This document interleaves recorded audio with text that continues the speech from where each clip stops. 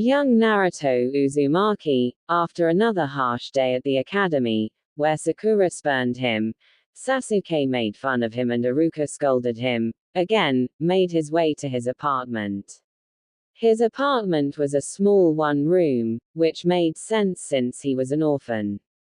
The kitchen was clean because Naruto almost didn't use it. He preferred making instant ramen instead of actually cooking something, not that he knew how to cook anything.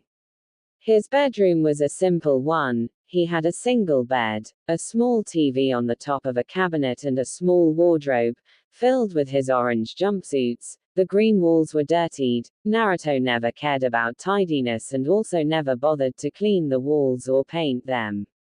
With exception of the small bathroom, the entire apartment floor was made of wood.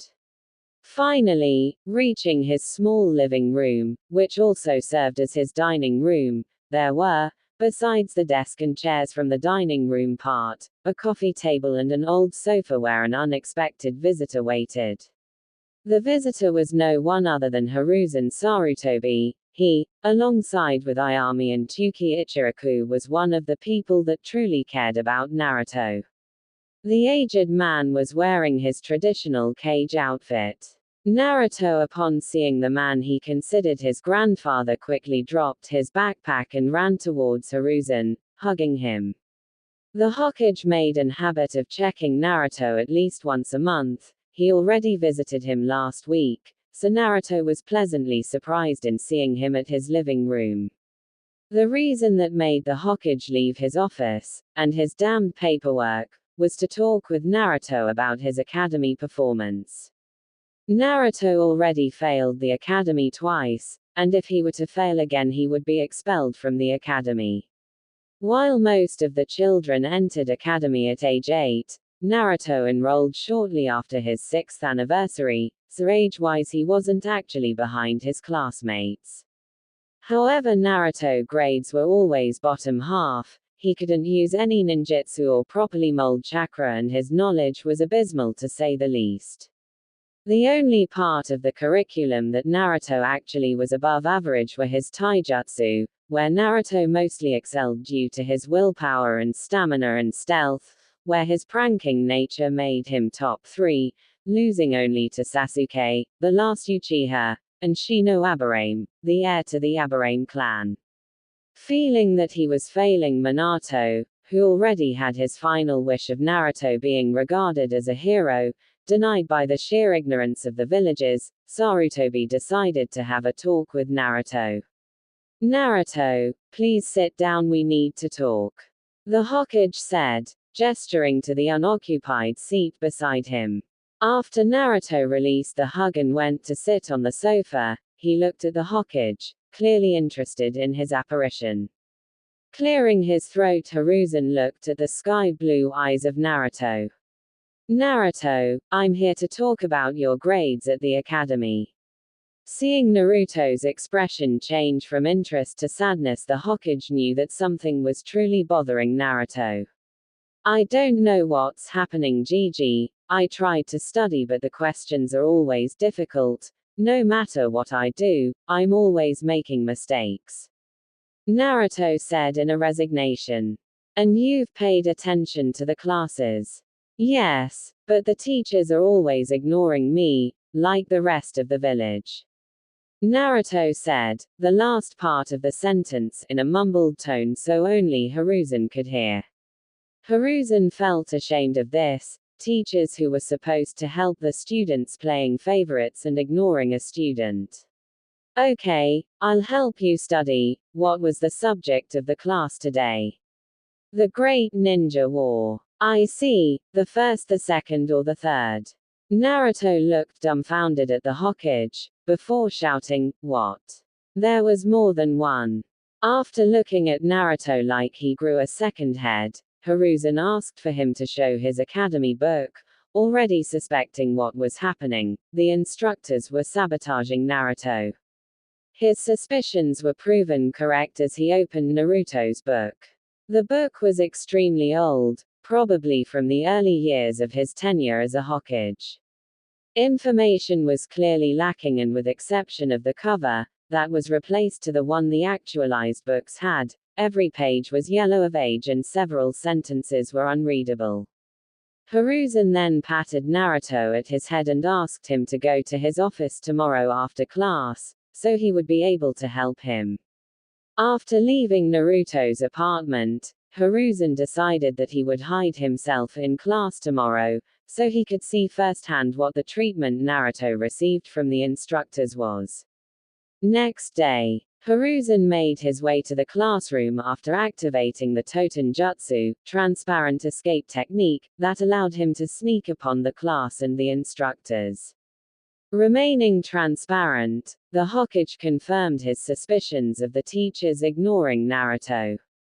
During the ninjutsu training, the trend continued, when one of the teachers who were helping each student individually jumped Naruto, choosing to praise Sasuke for his mastery of the Kawarimi instead. By Naruto's unsurprised and emotionless expression, Hiruzen realized that this happened more than once. Finally, at the taijutsu practice, Hiruzen noted that the taijutsu instructor was intentionally teaching Naruto a sloppy and ineffective taijutsu instance that allowed him to quickly be pommeled by Sasuke at the final spar, much to the fangirls and the instructor's delight. The unique highlight of his visit was seeing that Iruka Umino, one of the academy teachers, who lost his parents during the Kyuubi attack, helped Naruto at the shuriken practice. Seeing what he needed to see, Hiruzen retreated to his office. The Hokage knew that Naruto would visit him soon, so he quickly formulated a plan. Instead of punishing the instructors directly, he decided to help Naruto become self-sufficient, so the young boy wouldn't need help from the instructors. This also applied to his normal life. If given the right guidance, Naruto could easily live all by himself and well. Hiruzen, when visiting him last night, noted that his apartment was dirty and that Naruto didn't feed himself properly. And finally, he could prove Danzo, who constantly nagged him about transforming Naruto at the ultimate weapon, and most of the villagers wrong, and show through hard work and determination that Naruto wasn't the Kyuubi. Hiruzen was taken out of his thoughts when the door of his office opened, revealing Naruto. Hiruzen quickly gestured him to take a seat, which the boy promptly agreed. So, how are you going to help me, Gigi? Naruto, before anything I must say something important. As Naruto nodded his head, showing that he was listening, the Hokage took a deep breath before continuing. Naruto, the reason why you were falling behind your class is that the instructors were sabotaging you. Seeing the boy's questioning expression, Hiruzen proceeded, I watched today's class and it came to my attention that the instructors, besides giving you outdated material, were ignoring you during the lectures and ninjutsu training and intentionally taught you a botched taijutsu instance. Naruto stared blankly at the Hokage for a few seconds, then his expression turned to sadness, then angriness, and finally despair. Why? Why everyone hates me? Naruto asked, almost crying. Now Hiruzen was at a dilemma. He could invent a history or tell the truth. He knew that Naruto probably would accept the fake history, but Sarutobi knew that if he did this he wouldn't be better than anybody else. Steeling his resolve, he made a decision that would change the fate of the entire world. Naruto, what do you know about the Kyuubi? It all made sense. Demon spawn, demon brat, damned fox. Finally it all made sense to Naruto. He was Jinchuriki of the Kyuubi, the nine-tailed fox. Naruto first denied the fact, then he lost his words, then he accepted. After accepting, Naruto realized he was the Kyuubi. He'd thousands of people and destroyed the village he now called home. After 30 minutes of crying, Naruto looked upon the Hokage, who was patiently waiting for Naruto to recompose himself. I'm sorry for everything I did, Gigi. Naruto stated before getting up from his chair and running towards the door. But he was stopped when he crashed against the arms of the Hokage, who quickly stood between Naruto and the door and engulfed him in a hug. After some more sobbing, Naruto asked, "Why don't you hate me, Gigi?" The Hokage gave the Jinchuriki a smile before getting up. He quickly withdrew a scroll from one of the bookshelves and laid it on the table. After this he drew a kunai and put it alongside the scroll. "What do you see there?" he asked, pointing to the items. "A scroll and a kunai." Naruto responded. "Very good, they are different, aren't they?" he asked, getting a nod from Naruto. "Now," he continued, quickly sealing the kunai into the scroll, "what do you see?"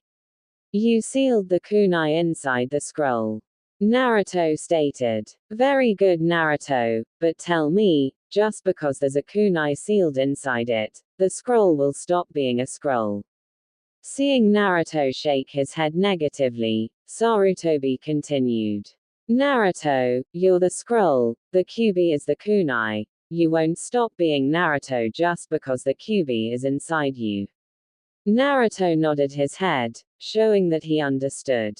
But then he frowned. "Gigi, if things are like you said, why the rest of the village hates me?"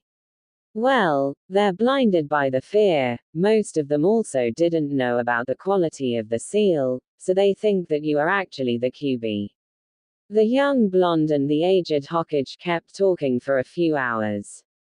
Naruto learned more about his seal, and the Hokage assured that the Kyuubi wouldn't take over as long as he controlled his emotions. Naruto also learned that the Yondaime wished him to be viewed as a hero, but blind hatred made him into a scapegoat. Finally, the Sandaime explained about his law that prevented the adults about telling the kids about the Kyuubi, so the children would see him as Naruto and not the Kyuubi, and how it backfired as the kids mirrored their parents' behavior towards Naruto. By the time the two finally finished discussing the Kyuubi topic, it was already night, and the Hokage offered to treat Naruto some ramen from Ichiraku's. At the Ichiraku's, Naruto and Hiruzen made their way to the Ichiraku's, Naruto's favorite ramen stand. Even though Naruto loved ramen, his affection to the Ichiraku's was because here he was treated like family. Whilst the most expensive restaurants and even some stores refused to sell anything to Naruto, Chuki and Ayami always treated him well. After placing their orders, which made Hiruzen frighten a little bit because of the sheer amount of ramen Naruto ordered, they continued their conversation. "Naruto, I'm going to ask a very serious question, and I'd like you to answer honestly as possible." This got Naruto's attention, as he perked up and looked at the Hokage expectantly.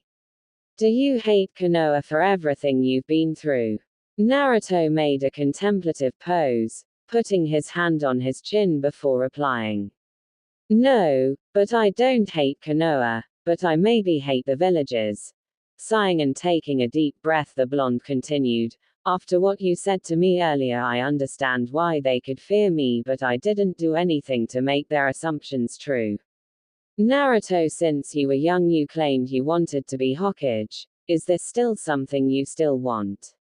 "Honestly, I think it's not even possible for me to become Hokage anymore. I'd never get the village's support. You told me earlier that the big clans don't hate me, but I don't think that it's possible for me to be elected for Hokage without the civilians backing right. If I died without stating who I wanted to succeed me, yes. But if I decided to back down from the post and with some backing, it would still be possible to select someone without the civilians' support as long as I have the Shinobi Council backing." "I see, but answering your question, whilst being Hokage still has a shine for me, I don't feel like setting this as a goal anymore." So you have a new goal?" Hiruzen asked, looking at Naruto with a raised eyebrow. "Sort of. Now I'd like to become stronger so I can protect you, old man Chuki and Ayami Nichin." Gracing a smile, Hiruzen complimented the blonde. "A noble goal indeed." The duo kept eating in silence, As Hiruzen finished his pork ramen, Naruto was already on his way to his 7th bowl of the day. Fearing for Konoha's economic situation due to the massive drain caused by Naruto and his ramen addiction, Sarutobi decided to speak again. Naruto, what we're going to do about the academy? You want me to talk with the teachers? Sarutobi asked, stressing the talk word. Naruto, while still acted dumb, knew this talk would be very painful for the instructor. Even though he wanted to see those dumbasses put in their places, Naruto dismissed the idea. I see, Sarutobi mused after Naruto's dismissal of his idea. You're willing to let them go freely after what they did to you? The Hokage asked, raising an eyebrow. I never said that. I guess some hard pranking is in order, and you're going to help me. Naruto replied with some real hardcore grin that sent some shivers down Sarutobi's spine. Oh Kami, I think I've created a monster. Time was running low, 4 on his left, another 4 on his right, 2 towering from above. Naruto had to act quickly. Drawing 4 shurikens from his weapon pouch, Naruto hit the 2 targets on the left, 1 on the right and 1 above. Time was a factor. Time to get extra flashy.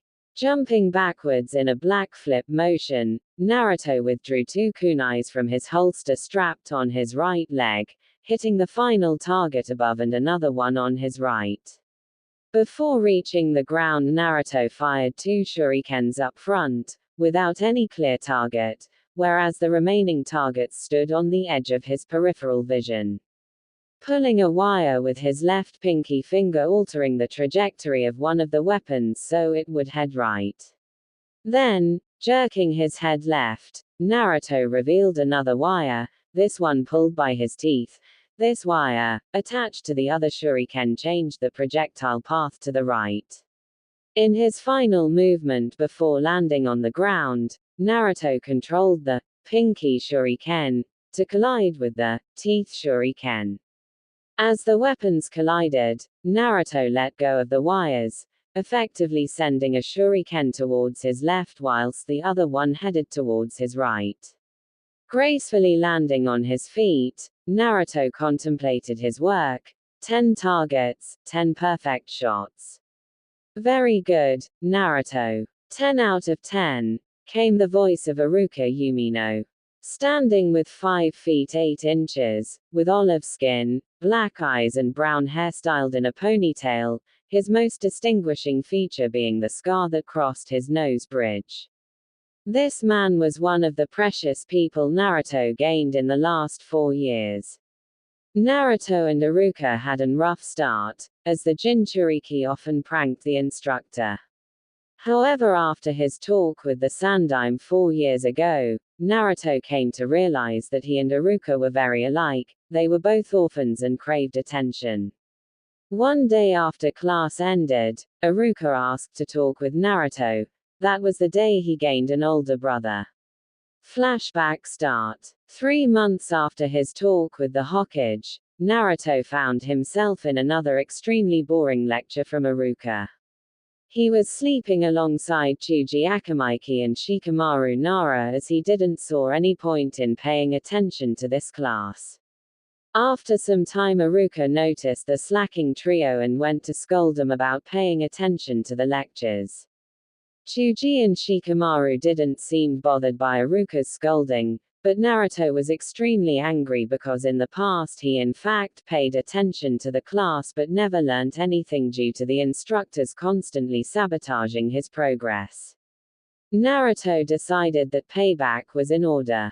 Instead of pranking, he decided to show Iruka and everyone in class that he didn't needed them.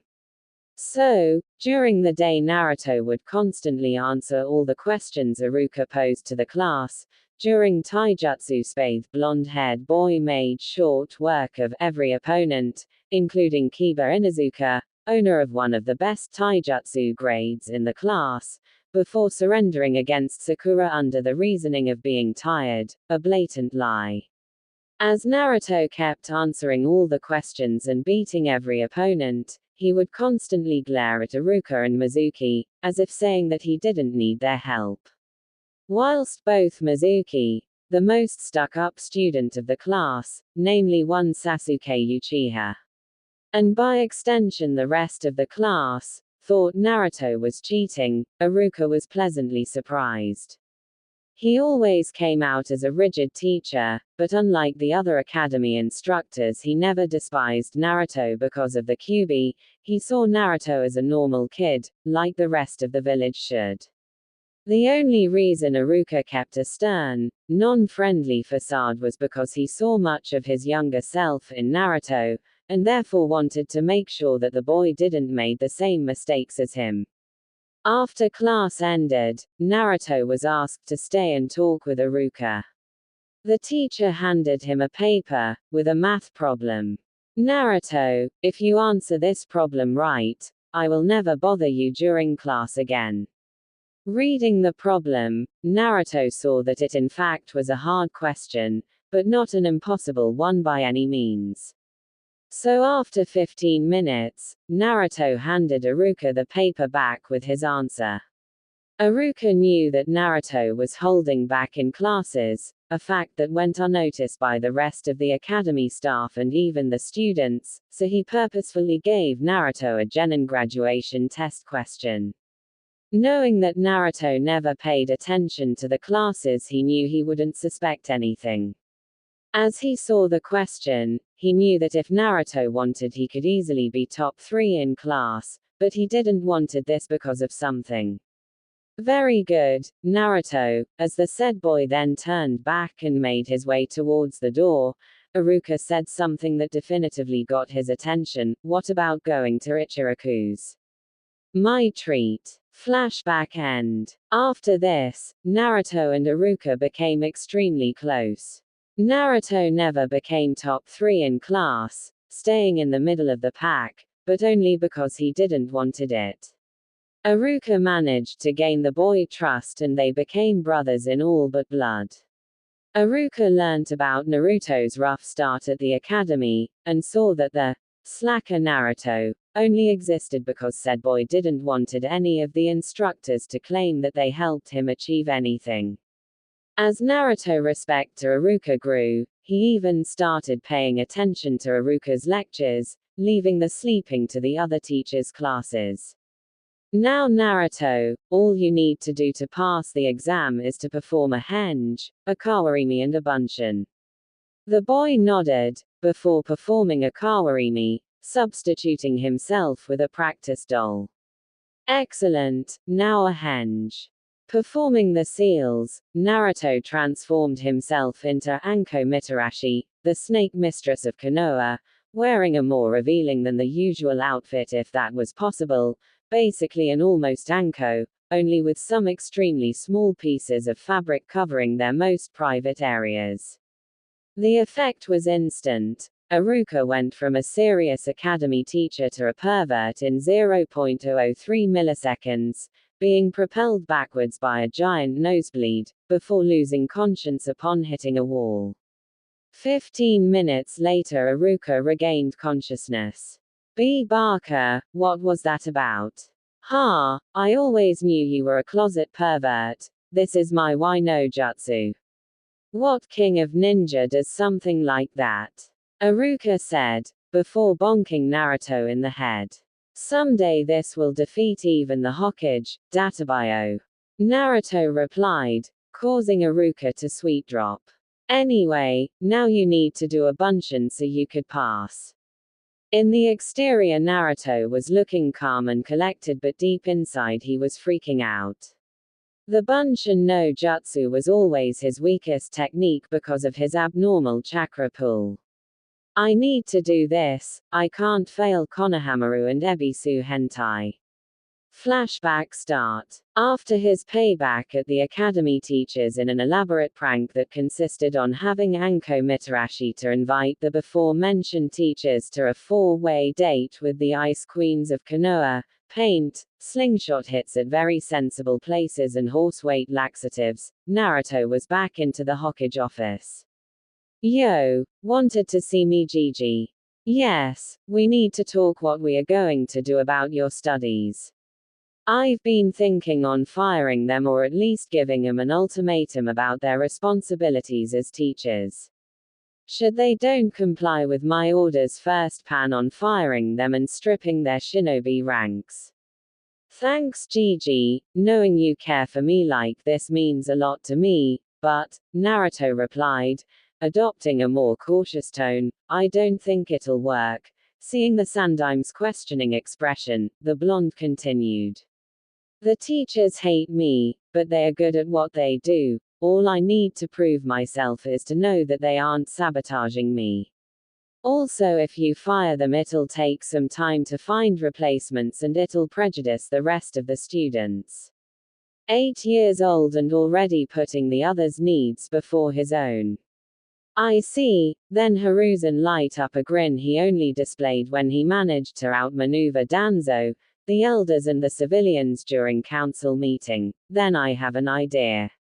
You'll have full access to the Sarutobi compound library, as well as the Hokage Estate library. Use it to find reliable information concerning your studies. Naruto frowned a bit. Whilst he was the hard-working type of guy, he disliked reading, but he couldn't let his Hokage down. He was interrupted of his thoughts when he heard the slight tired, yet firm voice of the Hokage. But we still need to make up for your lost time in your skills training. Satoko, his secretary, please summon Ebisu here. Flashback end. Ebisu was a Tokubutsu Jonin specialized in training. He, like mostly of the village, despised Naruto, but being picked by the Hokage, he saw in this assignment the perfect opportunity to prove his worth to the Hokage. Naruto trained under him for 3 years. 2.5 of those years were purely focused on chakra control, which Ebisu defined as backbone of all good shinobi. With the half of the year left, Ebisu taught Naruto in basic nature transformation. Whilst Naruto was ecstatic that he possessed a wind nature affinity that favored him during combat, he was saddened by the fact that nobody in Konoha was able to use it, which made learning it impossible. Hiruzen informed that his son, Asuma, was a wind-type user, but he left 6 years ago to join the 12 Guardian Ninja of the Daimyo of the Land of Fire and was yet to return to Konoha. Ebisu then decided to train Naruto in fire release nature transformation. Due to his affinity with fire being extremely higher, mainly because of the Kyuubi's chakra, and his now high chakra control, Naruto was able to learn 3C ranked Kaiten Jutsu, Kaiten, Enden, Fire Release, Flame Bullet, Kaiten, Gokaku no Jutsu, Fire Release, Great Fireball Technique, and Kaiten, Hosenka no Jutsu, Fire Release, Phoenix Sage Fire Technique. His skill level in Fire Release Jutsu was already at low Chunin level, when compared to Sasuke Uchiha, the last Uchiha, as the civilians said in awe, or the Emo Avenger, and Duck Butt Hair, as Naruto and Kiba referred to him. Naruto was at the same level, if not above him. Ebisu's hard work with Naruto also paid profit to the teacher, that was hired by Hiruzen as a tutor to his grandchild, Konohamaru. As a final gift, Ebisu gave Naruto a scroll with the Kaiten, Karyudan, Fire Release, Fire Dragon Bullet, AB rank Jutsu, that Naruto was yet to perfect, and declared that he was proud to be able to teach him. After these 3 years, Naruto's opinion of Ebisu highly changed, putting the teacher onto his precious people list. As he was taught by Ebisu and was constantly around the Hokage Tower, Naruto was able to befriend Konohamaru Sarutobi, the grandson of the Sandaime. Despite Konohamaru's bratish attitude, Naruto took a liking to the boy, considering him as a younger brother of sorts. Naruto was the first one to recognize Konohamaru as something other than the honorable grandson, and would during free time help Ebisu with his training. He also lectured the boy about the hard work needed to him become the Hokage, stating that there were no shortcuts to becoming Hokage. "Naruto, are you okay?" came the concerned voice of Iruka. "Yeah, why?" "Well, you were spacing out staring at the empty for 10 minutes. Sorry, was having a flashback moment." Naruto replied, rubbing the back of his neck. "I'm still waiting for the bunshin." "Roger that." Clearing his mind, Naruto made the required hand signs, summoning 5 bunshins. Iruka looked at the clones before smiling to the boy. "Close your eyes." "Why?" "Just close it." "Okay." When he opened his eyes again, he found Iruka without his Haitai 8. Touching his own forehead, he felt the steel and the Konoha leaf symbol, before realizing. "Congratulations on graduating, Naruto. You're now a shinobi of Konohagakure no Sato." Tears welled up in Naruto's eyes as he remembered of all his struggles during his lifetime. Now he finally did it. "Thanks, Iruka-sensei." The duo was then interrupted when a purple-haired Anbu woman, wearing a cat mask, appeared before them. "Iruka Yumino, Naruto Uzumaki, your presence is requested by the Hokage." "Congratulations on graduating, Naruto, you truly deserved it," the Hokage said, with a hint of pride of his surrogate grandson achievement. "Thanks, Hokage-sama, it means a lot to me." During his 4 years of studies, Naruto was able to read a book or two about etiquette, realizing that his effective way to refer to the Hokage was somewhat disrespectful. He decided to use the proper honorifics while at public. He never stopped seeing the Hokage as a grandfather figure, but decided that he could change his attitude to be a bit more professional. Still, in private he always called him his Gigi. "Well, you're all business then. Now, do you have any idea why I called you here so promptly?" "No, but I assume it has something to do about me taking the graduation exams a day before the class." "Yes, in fact it has. As Hokage of Konohagakure no Sato, I assign you a B rank mission." "B rank? Weren't those supposed to be taken only by Chunin or above?" "Not that I'm refusing the mission though." Quote, "In fact, usually during peace only Chunin or above are allowed to complete B ranks, however this mission in particular requires you to undertake it. There were some reports of an enemy spy working inside the academy. I suspect about some few teachers, but I can't take any actions yet. Yesterday we've received a report that this spy is plotting to steal the Scroll of Seals, that contains Kinjutsu and was sealed by the Shodaime Hokage himself. We suspect that the spy will probably attempt to enlist the help of one of the students that failed the test. Considering your stealth prowess and background, we believe that if you somehow fail the exam, you'll be the prime option of the spy. So, I need to fail the exam, but I'm still a genin, right?" "Yes, the reason you graduated a day earlier in secrecy was that you could finally be assigned this mission. I assure you that even if you fail, you'll still be placed on a genin team." "I don't plan on failing though," Naruto replied with a smirk. "And I don't think you will," the Hokage said, also smirking. Naruto, even as a genin, was one of his most trusted shinobi. In fact, he planned on revealing the truth of his parentage as soon as Jiraiya set his foot on Konoha. "So, what are my orders?" "You'll botch your own graduation test to be approached by the spy. After that you'll use a decoy scroll and inform the Anbu about your meeting point. Like I said earlier, this is a B rank like I said earlier, considering there'll probably be a fight and you'll likely be targeted by the enemy. Thus you'll also will be required to assist the Anbu in the spy capture should they require, but I don't think they will. After that come to my office, I'll give you a graduation present." Things were going as planned for Naruto. He decided to purposefully arrive 5 hours late to the exam. Somewhere a silver-haired Cyclops, reading an orange smut book, sneezed. I have a feeling that finally someone decided to follow my way of life. This was of course planned, as he didn't want to raise any kind of suspicion amongst the graduates. He was approached by the spy, who turned out to be Mizuki, as planned. After retrieving the decoy scroll at the Hokage's office, he met with the Anbu assigned to the capture of Mizuki, the purple-haired girl with the cat mask of yesterday, who introduced herself as Neko. The plan was simple. After Naruto handed the scroll to Mizuki, Neko would neutralize him. Should she was unable to instantly restrain him, Naruto would act as support, not engaging Mizuki directly. Naruto was sitting at the rendezvous point, the clearing of a forest outside of Konoha, waiting for Mizuki.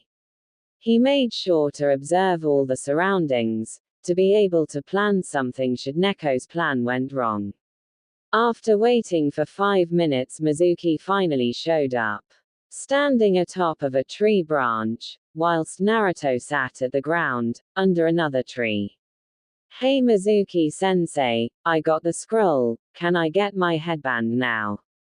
Naruto asked, pretending to be enthusiastic. "Sorry, but no," Mizuki said with an evil glare. "Now, die," he said, throwing a Fuma shuriken towards Naruto.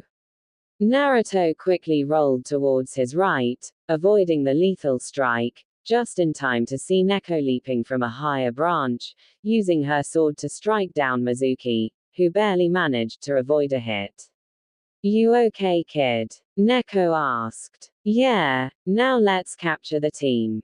"No, I'll capture him, you'll stand down, I don't want to risk you by putting you head to head against a Chunin." If someone said that to Naruto 4 years ago, he would stubbornly refuse to stand down. However, after 4 years of studying and in his first mission as a genin, Naruto followed suit, hoping to accomplish the mission, impress his superior and hopefully get another B-ranked mission. While not engaging in combat, Naruto was observing the fight carefully, trying to get the most intel as possible on the enemy. It was clear that Neko was more skilled than Mizuki. She used her kenjutsu to put Mizuki on a defensive stance. Mizuki instead was adept at shuriken jutsu, as Naruto noted, due to the Fuma shuriken he carried attached to his back and the large number of regular shuriken he carried in his weapon pouch. Being a long-range fighter, he was constantly attempting to get distance with Neko. Naruto also noted that Fuma shuriken could also be used as a bladed weapon on his folded state. While not versatile enough, it provided a good defense against Neko's katana. Naruto hated Mizuki, but he must recognize his intelligence in the use of the Fuma shuriken, as it gave him the much-needed defense against short-range fighters like Neko. Mikazuki no Mai, Dance of the Crescent Moon. Neko leapt forward, creating afterimages of speed, thus making the impression that she was attacking Mizuki from above and both his sides. Mizuki used his folded Fuma shuriken to block the strike from above, and in a slicing motion, he managed to also block the strike from his left. Using his spare hand, he managed to block the right strike. Using his blade to block 2 attacks from different directions at once, impressive. Naruto thought. He was brought out of his musings as Neko appeared in front of Mizuki, who now had his guard opened, in an impressive display of speed, thrusting her katana towards Mizuki's chest in a jabbing motion. As Naruto and Neko thought the fight was over, Mizuki, seconds before being hit, channeled chakra into a tiger tattoo on his chest, making it glow from under his Chunin vest. The next second, Mizuki's muscles underwent an impressive growth, ripping his shirt. The most bizarre thing is that he started growing a fur above his waist, becoming a hybrid of human and a tiger. The fur covered his entire torso, neck and face. Whilst maintaining his pale blue hair, he developed tiger ears. The unique areas that didn't spotted muscular growth were his legs. Neko managed to piece him with her katana, but the large muscle mass prevented any real damage and created resistance, making Neko unable to withdraw her sword from the enemy's chest. What the hell? Was the collective thought of Naruto and Neko. Now I'm going to both of you. Mizuki yelled in an animalistic roar, drawing the sword from his chest and throwing it aside. From this point ahead the fight changed tides quickly. Mizuki became a close-range fighter and Neko, who couldn't retrieve her katana in time, went on the defensive, avoiding Mizuki's strikes. The game of cat and mouse lasted for about 5 minutes. Naruto stood sideways watching the fight development. It was clear that Neko wouldn't be able to handle the onslaught for much longer. As in a clue, Mizuki launched a punch as Neko leapt backwards in order to avoid the strike, but Mizuki used his other arm to land a hit on the Anbu, on her left leg. Judging by the cracking sound, it was clear that Neko's leg was broken, effectively taking her out of the fight. Now Naruto had a choice. By observing Mizuki's behavior, it was clear that this transformation tired him. His reactions weren't sharp as they were in the beginning. Now he could retreat taking Neko, but risking a failed mission as Mizuki would have more than enough time to retreat. Or he could fight, hopefully lasting longer enough to get reinforcements, but risking both his and Neko's lives. Also failing his first mission, even if it's a B rank, would be bad for his record and could in the future get in his way when getting missions.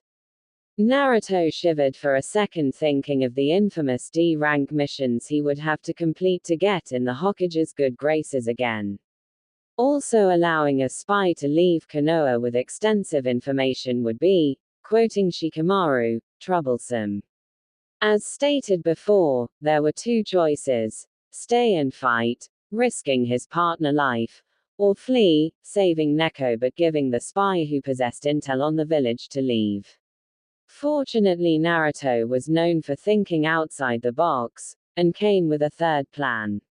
Leaping onto action he fired a supercharged Kaiten, Gokakyu no Jutsu, towards Mizuki, who, surprised by Naruto's prowess in the Kaiten, stood dumbfounded, getting hit by the jutsu.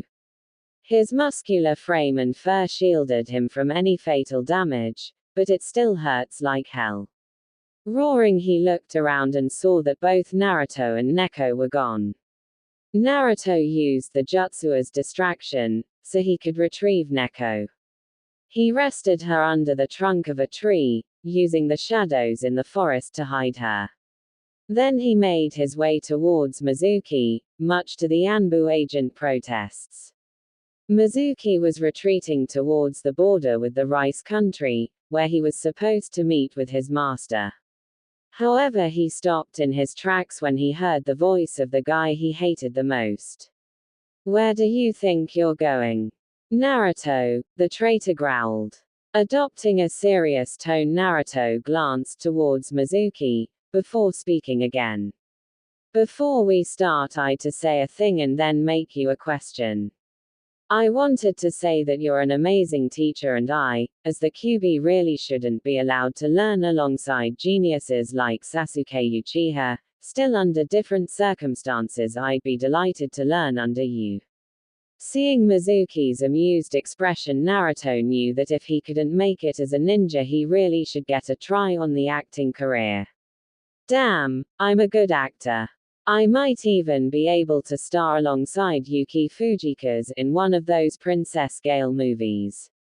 Now for the question. Naruto said, adopting an even more serious tone. "The tiger is your father or your mother?" "What?" Mizuki asked, taken back by the blonde's question. "What I'm asking is," Naruto said, using hand gestures to emphasize his point, "a tiger ed your mother or your father ed a tigress?" The forest was silent for 5 seconds, that you could even hear the breathing of the various beings that inhabited the forest as Mizuki looked towards Naruto. Obviously this silence was bound to end soon. I'll you demon brat. I'll gut you alive, Mizuki said, leaping towards Naruto, starting the hunt. Naruto, due to his background as a prankster and his training under Ebisu, was able to escape Mizuki with relative ease. For the next 30 minutes, using stealth, his fire jutsu and some weapons alongside some explosive tags and flashbangs, Naruto outmaneuvered Mizuki, hopefully buying Neko's time to escape and tiring Mizuki out. As he dashed between the trees, he noticed a shiny object on the ground, Neko's katana. Why not? He asked himself, picking up the sword from the ground. The katana was single-edged, and had a red and brown hilt, with some golden yellow details on the handle. 5 minutes later, he faced a panting Mizuki in a clearing nearby where he left Neko. Even my strongest fire jutsu wasn't able to cause him any damage because of his fur and muscles. However, if things were going as planned, reinforcements should be coming soon. Still, I need to fight him right now so he wouldn't suspect anything. It's a good thing I picked that katana up.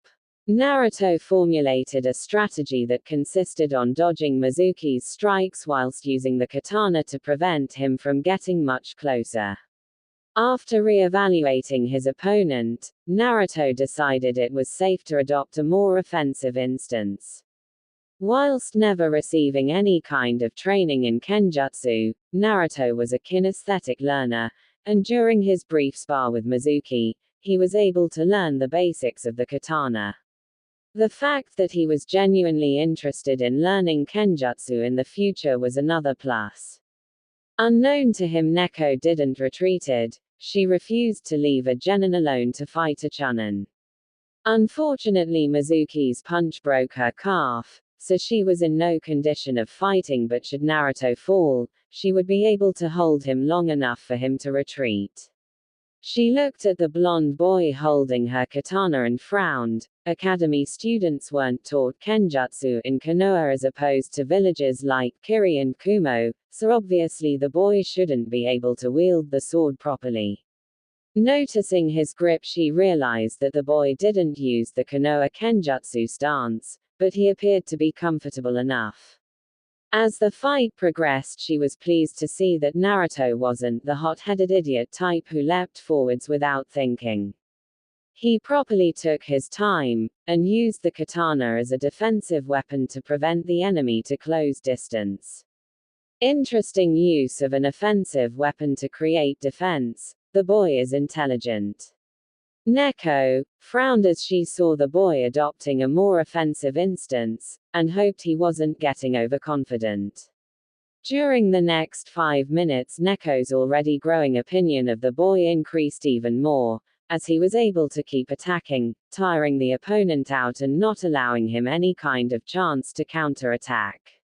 Naruto kept attacking and tiring out Mizuki. He even managed to get a few cuts on his legs and torso, but mostly importantly, he stalled the enemy.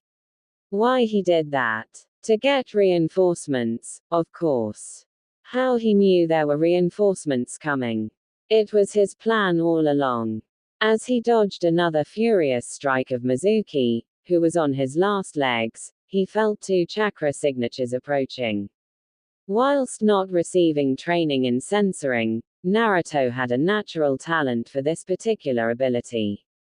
When younger, he sensed people by his QB improved hearing. Nowadays he was able to sense chakra signatures meditating, but being focused on the fight he still was able to sense someone coming, but he didn't knew their strength.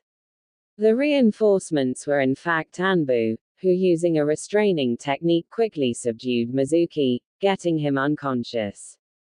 At the same time, Neko appeared. She was there all this time. I really need to pick up my sensing abilities. Her Anbu mask prevented her from showing any emotions, but if Naruto could guess, he would say it was anger, as he expressly refused to follow one of her direct orders, engaging the enemy. The mission was successful, but he refused to follow orders anyway. He just hoped he could still get at least C-ranked missions after that. You refused to follow my orders. Yes, I did. I'm sorry about that. But we couldn't allow the spy to flee with important information on our village. Still, you didn't follow my orders. Neko-san, I'm sorry, I made a decision on the spot thinking on the best of the village whilst trying to prevent any unnecessary causalities. Still, I know I broke the rules and I know there'll be consequences. No, there won't be any consequences. Neko said coldly, flaring intent, and Naruto somehow felt his shinobi career was in danger. However, suddenly the key vanished and judging by Neko's body language, she was happy. I also made several mistakes on this mission. I presumed you were just a bratty academy student and never bothered to learn about your techniques, thus being unable on developing any good strategy should the enemy resist. I over-relied on my kenjutsu, which made an opening that allowed the opponent to attack me, jeopardizing the mission. Also, I never really scouted the area, assuming it would be a simple snack and grab mission, unlike you who used the environment in your favor. If someone should be apologizing, it would be me. So I'm not in trouble. In contrary, I believe the Hokage will be pleasantly surprised with your performance today. Noticing that he still held the katana on his right hand, he bowed and offered the katana to Neko, holding the hilt and the edge of the sword with open hands. Naruto remembered that katana were usually wielded by samurai, and he read that this was the manner they handled their weapons. I believe this is yours, Neko-san. Taken back by the young boy's knowledge of the Bushido, she bowed, accepting her sword. You've put quite a display fighting Mizuki. I didn't knew that the academy started teaching kenjutsu again, even though I don't recognize this style as being the Konoha kenjutsu. It's because it wasn't. The academy doesn't offer any kenjutsu training. I tried to wield the katana with the best of my abilities even though I never received any formal education in kenjutsu. I just hope my display wasn't an eyesore for a practiced kenjutsu user like you. Wait, you're saying you never properly trained kenjutsu? How is that possible? I'm what people call a kinesthetic learner. It came to me pretty easily actually. Naruto said, shrugging. But I believe that my interest in kenjutsu helped me as well.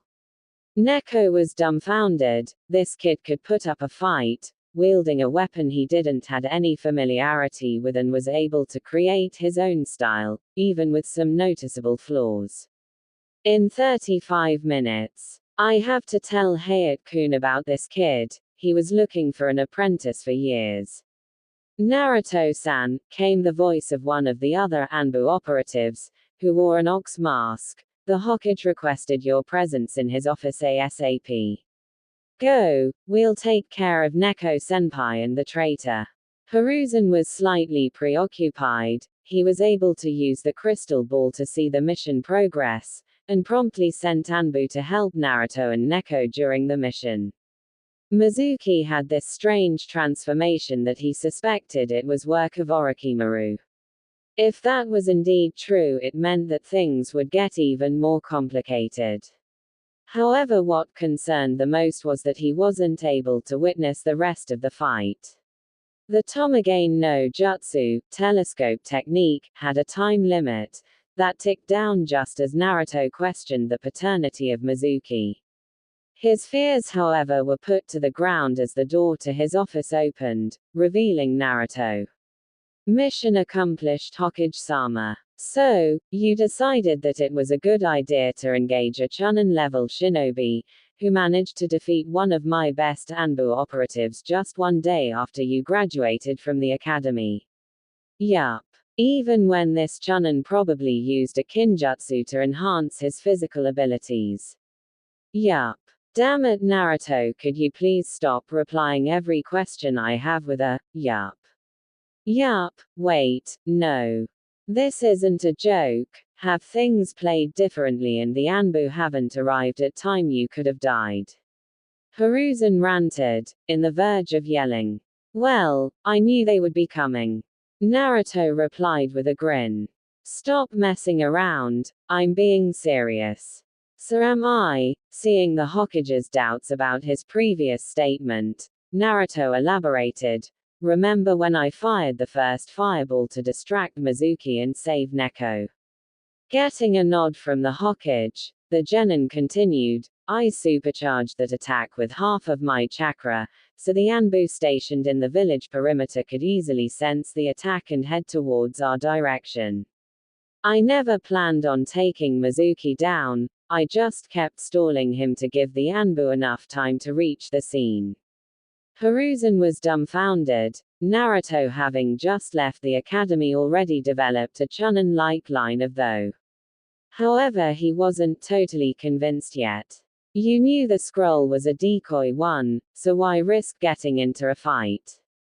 Perhaps you were trying to show service to get more high-ranked missions. I'll be honest and say that in fact this went through my mind. However, it was far from being the reason I enacted a new plan instead of withdrawing and risking losing Mizuki. Using his hand to enumerate his points, he continued. Reason number 1. Letting a spy flee the village is always bad for the image of the village, and could in the future translate into more hostile spy actions. Reason number 2. Mizuki was the academy teacher of a class full of clan heirs, including the famed Hyuga and the Uchiha clans. Considering our village relies a lot on its clans, I assumed that by stopping him I could prevent sensitive information from getting into the hands of the enemies. Third reason, since he was captured alive, the T&I department can get information of his reasonings and hopefully his employer. Fourth reason, I hate Mizuki. Hiruzen now had to fight the urge to promote Naruto to Chunin at the spot. The kid embodied the will of fire, putting the village security and his comrades ahead of his own life. He was still reckless, but this kind of attitude demanded encouragement, not reprimands. Well, I'm speechless. Not only you completed a mission that turned out to be AA rank since it concerned secretive village affairs, but also managed to analyze the scenario you were in, decide the best plan of action and develop, and perform, a successful strategy at the spot.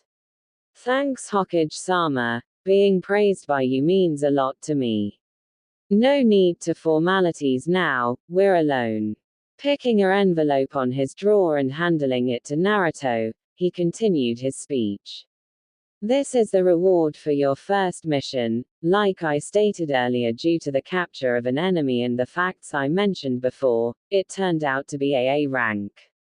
Opening the envelope, Naruto's heart skipped a bit. 150,000 ryo. And, I am using the conversion rate that $1 is equivalent to 10 ryo, so Naruto received about $15,000 for this mission. Seeing the genin eyes shine with the amount of money, Hiruzen chuckled. Don't go spending all your money on ramen. Also, remember to go to the academy next week for the genin team's assignments. Until then you're dismissed. As soon as Naruto left his office, Hiruzen reached for his hidden drawer, where his faithful companion in the battle against the paperwork rested. Time for some reading, the Sandaime said to himself, giggling perversely. His quality time was quickly interrupted when Anbu appeared in the room. Hokage-sama, Asuma Sarutobi has returned to the village. What Hiruzen thought would be a quiet, uneventful night, quickly snowballed into a sleepless night for the aged Hokage. First, Naruto managed to complete his A rank, capturing a spy that could be working for Orochimaru. Then his son, Asuma, came back to Konoha and is requesting an audience with him about being reintegrated into the Shinobi program. Also, he had to create the genin teams of a graduating class full of clan heirs, what was never an easy task, considering both the civilian and the shinobi councils tended to butt in, the latter one being in a most considerate, less demanding manner. Finally Neko, one of his most trusted Anbu, asked to a private audience with him alongside her boyfriend, Hayat. Why? He had no idea. But before worrying about Neko, he had to meet his son. Asuma and Hiruzen never really agreed about anything. Hiruzen knew that his younger son never wanted to be seen just as the Hokage's son. Hiruzen's wife, Buwako, was the peacemaker. Both men were extremely strong, but they were smart enough to learn to never get on the bad side of a woman. When Buwako passed out, their relationship deteriorated badly. Asuma felt alone and Hiruzen buried himself into his work as Hokage. Finally, on a fateful day 7 years ago, Asuma had a serious discussion with his then-girlfriend, Kurenai Yuhi, and they ended breaking up. Alone, Asuma decided that he needed a change of air and decided to accept the daimyo offer to join the 12 Guardian Ninja. During those 7 years they only exchanged letter thrice. When Konohamaru was born, when Asuma attained a bounty of 35 million ryo and Hiruzen wrote to him, counseling some security measures, and finally when he decided that Kurenai should be promoted to Jonin and asked Asuma, in condition on being her ex-teammate. But now father and son stood in front of each other after all these years. Hiruzen noted that Gon was the teen that left years ago, now he was a man. Asuma was still relatively young, 27 years old, but carried himself with the air of a veteran. The Sandaim's son was noticeably stronger than he left.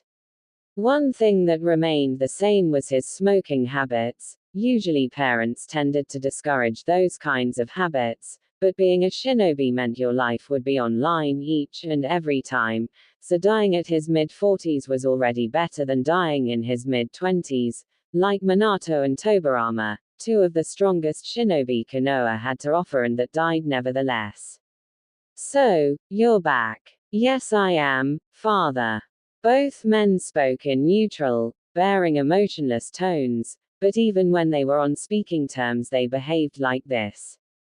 Asuma, unlike his elder brother and his nephew, never was the kind of people to let himself be overtaken by feelings. So sitting on an office, making small talk or playing shogi, was the way they had to connect. How was the capital? The father-son duo proceeded to make small talk for 30 minutes, with Hiruzen being careful to not mention Kurenai or children in any moment of the conversation. However, this meeting was bound to change pace quickly, when Asuma noticed the stack of academy papers in his desk. You're building the teams, aren't those supposed to be built automatically? Usually yes, but this year has been particularly different. This graduating class has the heirs to the Akamaiki, Aburame, Nara, Hyuga, Inuzuka and Yamanaka clans, a promising girl from the Haruno civilian clan, the last of the Uchiha, and finally Naruto Uzumaki. That's why I don't want your job. Asuma said, chuckling. Humph, this isn't even the worst part. The civilian council kept bothering me about assigning the Uchiha to a one-man squad, so others wouldn't hinder his growth. The Shinobi Council keeps asking me about the sensei, and the Jonin themselves keep asking for certain additions to their teams. Who are the Jonin anyway? Shit. Well, you see, Kakashi, and, she. She. Asuma asked, narrowing his eyes. KK Kurenai. Asuma asked, interrupting his stuttering father. Yes. Asuma just smiled. She's on the path of a fine kunoichi. Yes, she's one of our best, the genjutsu mistress of Konoha. Hiruzen said, causing Asuma to smile even more. Returning to the team assignments topic, what were the requests? The civilian council alongside the elders wanted to Sasuke Uchiha to be placed on an individual team under Kakashi. I promptly refused the one-man cell idea, but I'm assigning him to Kakashi considering Kakashi himself asked for him.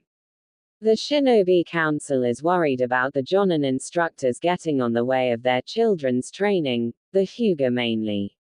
Kurenai decided to ask for an all-kunoichi team, so she could beat the fangirl out of the Yamanaka and the Haruno whilst helping the Hyuga to develop confidence. Kakashi asked for both Sasuke and Naruto, whilst Danzo requests him to be trained as a weapon and the Civilian Council requests his execution. Though break, do you have any team ready yet? Only the Inoshikacho. I already have Sasuke under Team Kakashi, but I don't want Naruto on his team. Why? Just because he's a Jinchuriki? No, because right now he's the best genin I've had since Itachi Uchiha. Sarutobi explained, causing Asuma's eyes to widen. If he's put on a team with the Uchiha, he'll probably beat Sasuke, what will cause some problems ahead pertaining the council. Also, the council will pretty much demand Kakashi to focus on the Uchiha, and even if that wasn't the case, Kakashi isn't the best suited teacher for Naruto. Why is that? Because Naruto uses Wind Affinity, the single one Kakashi wasn't able to master. A wind user, like me, in Konoha. How is that possible? Asuma suddenly became a lot more interested in this year's class. How do you think affinities are gained? Usually genetically, but besides me there was no other wind user other than the Yond. The Asuma eyes widened. He looked at his father, who just nodded. Then he looked onto the Yondaime portrait that was hung in the wall and cursed his stupidity for not realizing before. Well, I guess that explains why Kakashi wanted him. Yes, but I know Kakashi isn't the best teacher for him. If I assigned him to Team Kakashi, I fear we'll be losing a cage-level prospect to get a Jonin level 1. Is he that good? Yes. Today he completed his first mission, an A-ranked mission. He mainly uses fire release because of the lack of a wind release teacher in Konoha. He already has Jonin level chakra reserves, has Chunin level ninjutsu, an above average taijutsu, and compensates his lack of talent in genjutsu through complex, yet effective strategies. His IQ is estimated in about 150, that whilst not Nara high, is high nonetheless. The most impressive thing is his mindset. He always thinks of what is the best for the village and is able to analyze the development of a fight on the run. Besides that, he developed chakra sensing abilities. So, basically a hybrid of me, Kakashi, Shikaku Nara and Inoiki Yamanaka with an almost endless chakra pool. Getting a nod from his father, he just shrugged. Well, count me in. I heard that the Jonin that trains the future Kage of Konoha usually gets some good reputation. Asuma, the Sandaime said before grinning, this is perfect. With you as a sensei I can balance the squads.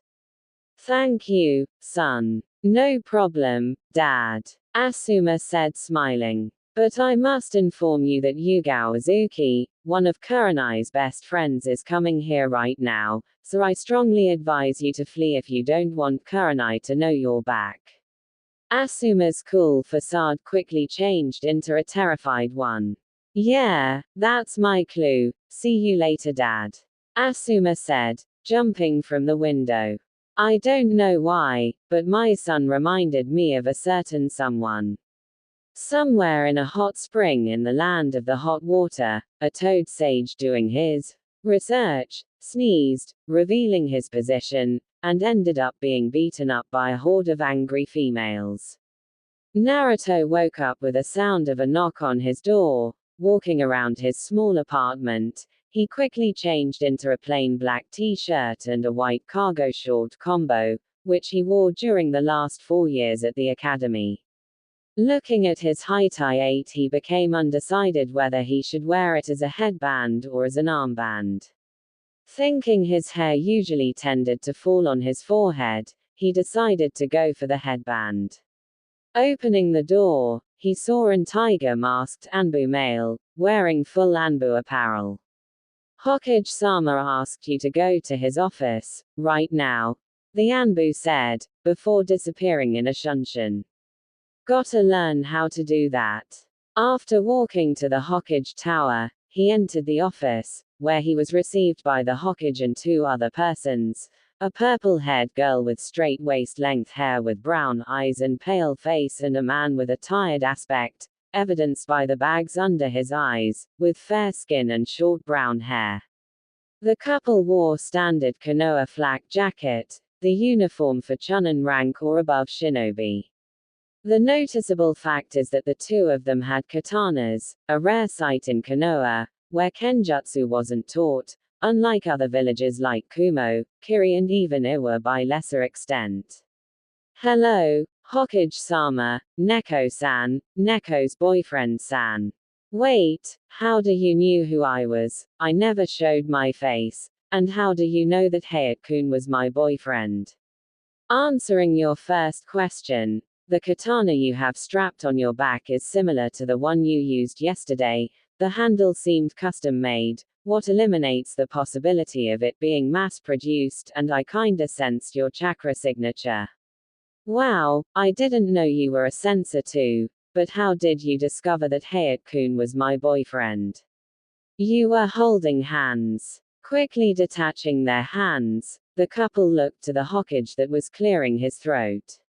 Naruto, I called you here for two reasons. The first one is that I forgot to give you your graduation process, the Sandaime said, taking a scroll from a drawer and handling it to Naruto. This scroll contains the Kage Bunshin no Jutsu, a jutsu that was into the scroll that Mizuki intended to steal. This jutsu is labeled as a kinjutsu due to the high chakra usage, but considering your abnormal chakra reserves, I don't think you'll have any problems in using it effectively. Hiruzen explained. Now, for the second topic. Naruto, those behind you are Yugao Uzuki, whom you met as a Neko during last night, and her boyfriend, Hayate Gecko, the best swordsman of Konoha. It came to Yugao's attention that you were quite skilled in kenjutsu even though you haven't received any formal instruction in that matter. Therefore, they are offering to teach you in the Konoha-ru kenjutsu. What do you think? For real? He said, turning to the couple, who smiled and nodded to him. I'd love to. Hokage-sama informed us that you were given a 1-week rest until you're assigned to your genin team. So I'd like to teach you during the afternoons of this week. After that I'll assign a training program that will make you able to train alone. After 2 months you'll have a spar with me and Yugao-chan here. Hayate explained. Now let's get to work. Yugao completed. 2 days before the genin team assignment. After another hellish training session under Yugao and Hayate, Naruto was making his way home. His kenjutsu improved greatly during training, but still was a work in progress. Yugao also was considerate enough to give Naruto some pointers in the usage of his sensory skills, but they were nowhere near effective, as Naruto could only sense signatures in a 500 meters radius and could only distinguish those signatures into a 100 meters radius. Considering even genin were able to cut this 500 meters in less than 1 minute, and he could only sense their chakra in less than 10 seconds before the attack, it would leave him defenseless, as he would only have this tiny time window to evaluate the opponent chakra and decide he would be able to fight back or retreat. The couple decided to give Naruto tomorrow as a day off, so he could rest for the big day. Naruto then decided to visit Ichiraku's to grab some ramen. He was too tired to even think of making his own meal. After he learnt about the Kyuubi and decided to put more effort in becoming a shinobi, Naruto, after some persuasion from Ebisu and the Hokage, decided to cut off ramen, adopting a more balanced diet. However, ramen was still his personal favorite and he stopped by at the Ichiraku's at least once a week.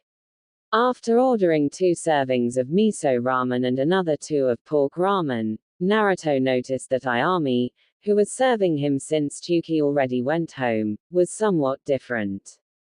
Hey Ayami-nichan, something troubling you? Naruto asked, honestly concerned. No, everything's fine. Ayami responded, faking a smile.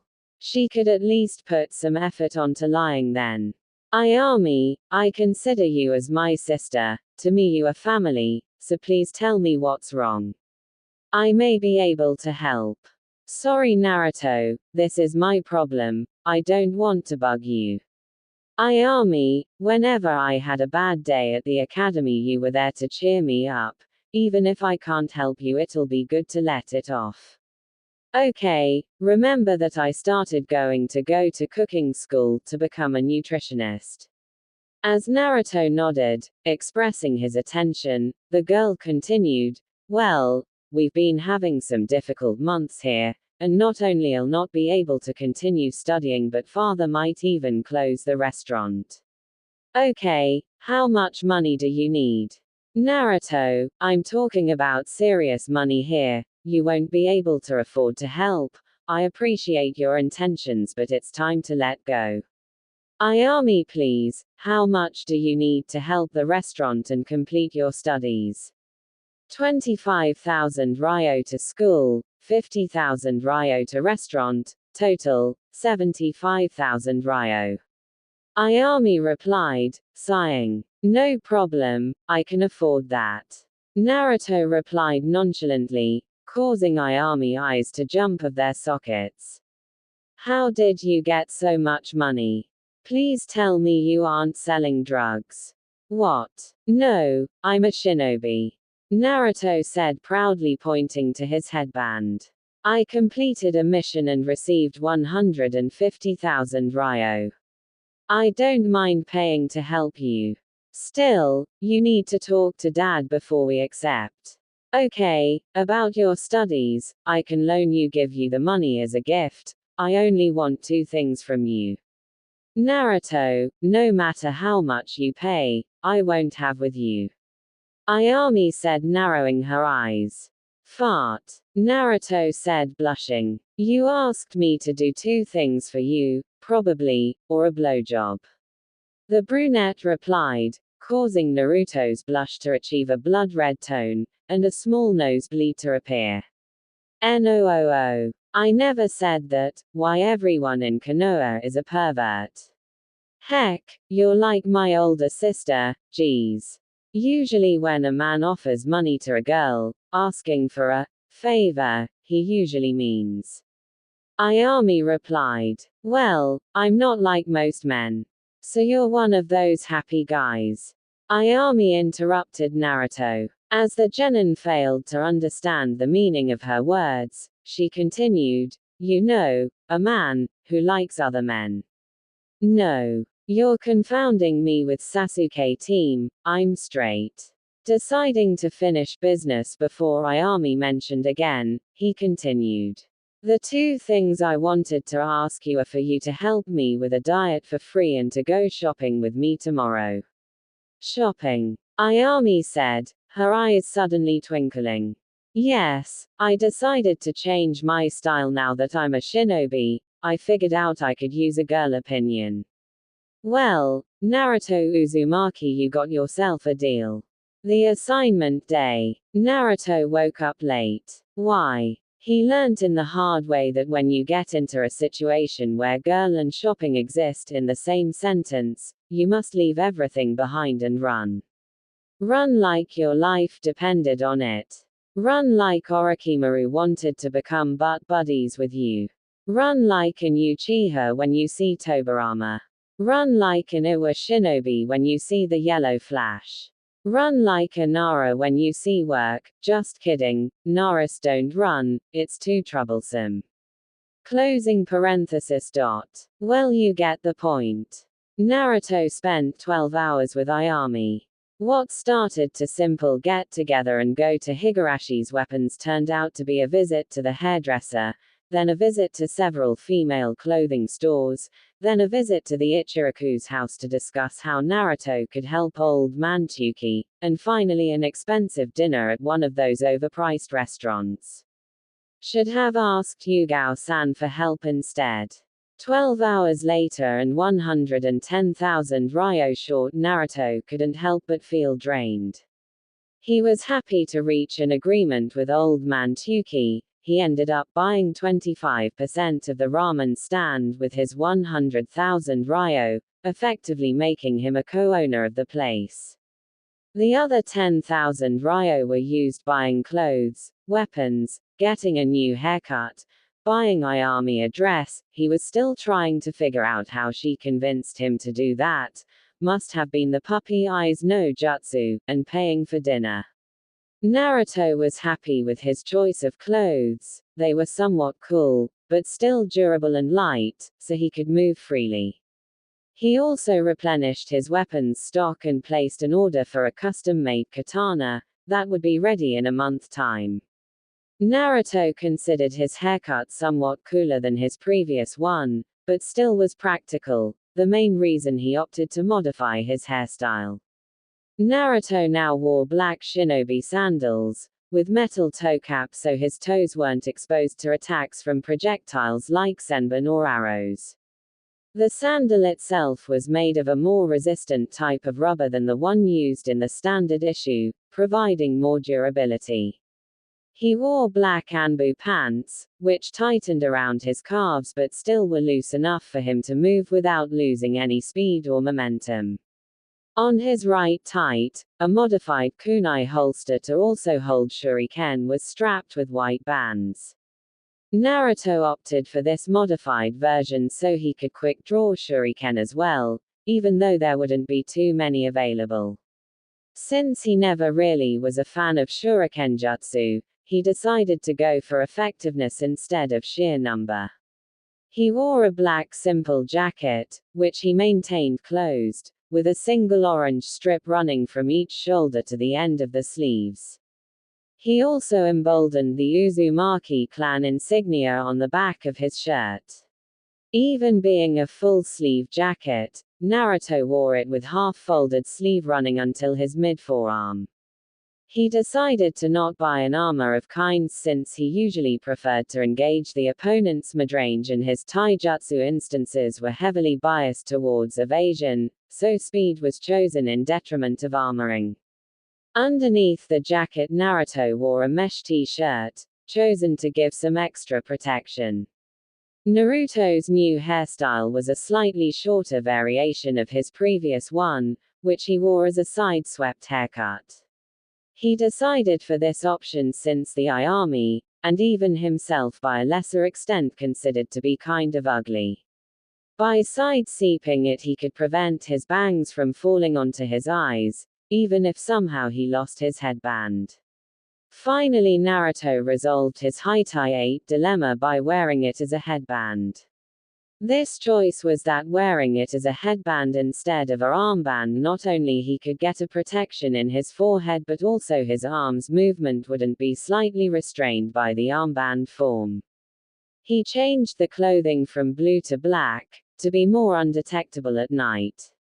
Quite happy with his new look, Naruto made his way towards the classroom, hoping to not be late.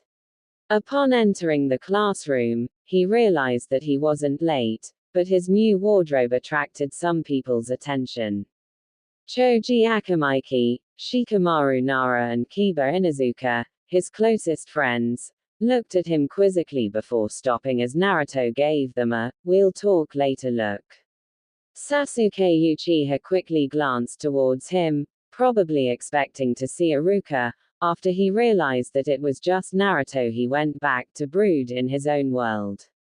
However, Sasuke's action wasn't unnoticed by his closest two fangirls, Sakura Haruno and Ino Yamanaka.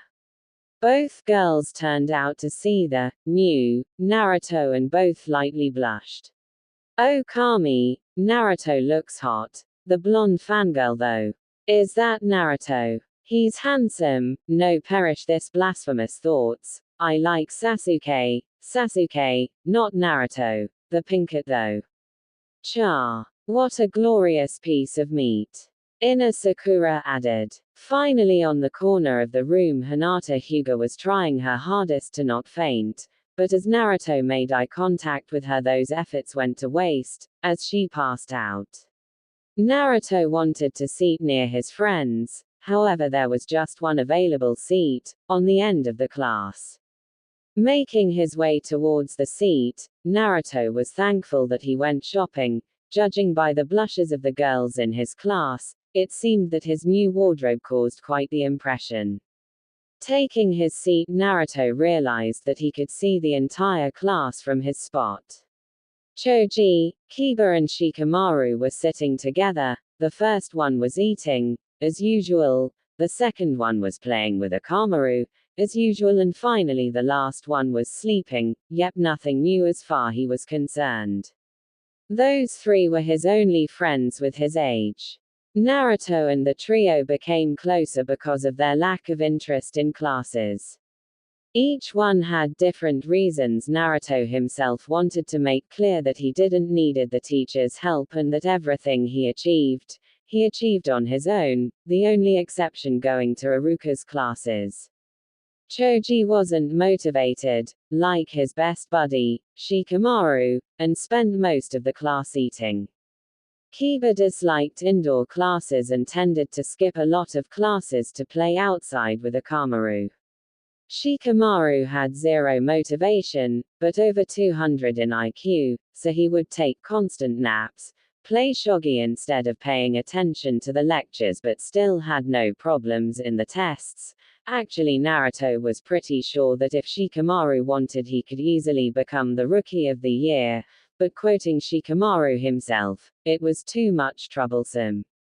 Naruto's closest friend was Shikamaru. They would slack off together, and sometimes play shogi, with Shikamaru actually having to make an effort to win. After befriending Shikamaru, Choji came next. The boy was nice and a loyal friend and naturally became Naruto's friend. Naruto's relationship with Kiba was a bit more complex. At the start, Kiba didn't see eye to eye with him, mainly because that when Naruto stopped being sabotaged by the teachers, he quickly surpassed him, making Kiba the dead last in class.